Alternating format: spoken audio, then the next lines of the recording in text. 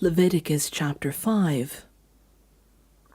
If anyone sins because they do not speak up when they hear a public charge to testify regarding something they have seen or learned about, they will be held responsible. If anyone becomes aware that they are guilty, if they unwittingly touch anything ceremonially unclean, whether the carcass of an unclean animal, wild or domestic, or of any unclean creature that moves along the ground, and they are unaware that they have become unclean, but then they come to realize their guilt, or if they touch human uncleanness, anything that would make them unclean, even though they are unaware of it, but then they learn of it and realize their guilt, or if anyone thoughtlessly takes an oath to do anything, whether good or evil, in any matter one might carelessly swear about, even though they are unaware of it, but then they learn of it and realize their guilt. When anyone becomes aware that they are guilty in any of these matters, they must confess in what way they have sinned. As a penalty for the sin they have committed, they must bring to the Lord a female lamb or goat from the flock as a sin offering, and the priest shall make atonement for them for their sin. Anyone who cannot afford a lamb is to bring 2 doves or 2 young pigeons to the Lord as a penalty for their sin, one for a sin offering and the other for a burnt offering. They are to bring them to the priest, who shall first offer the one for the sin offering.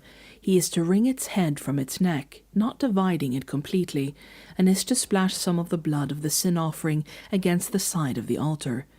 The rest of the blood must be drained out at the base of the altar. It is a sin offering.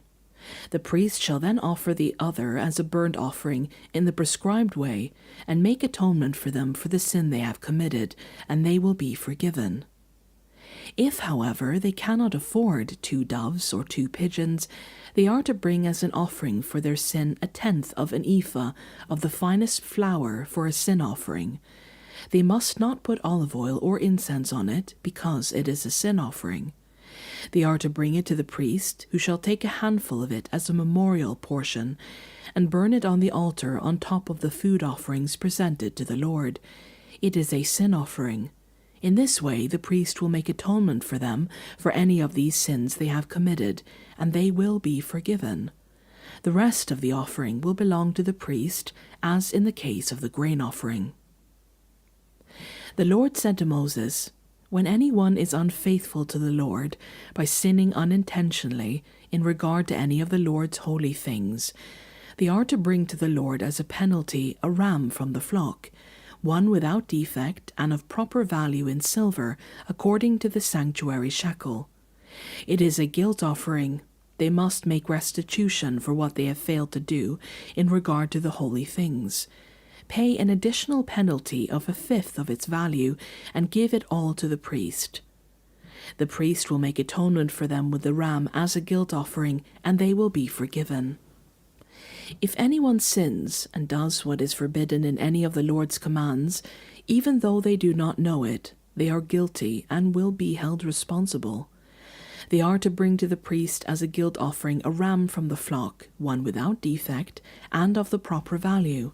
In this way the priest will make atonement for them for the wrong they have committed unintentionally, and they will be forgiven. It is a guilt offering. They have been guilty of wrongdoing against the Lord.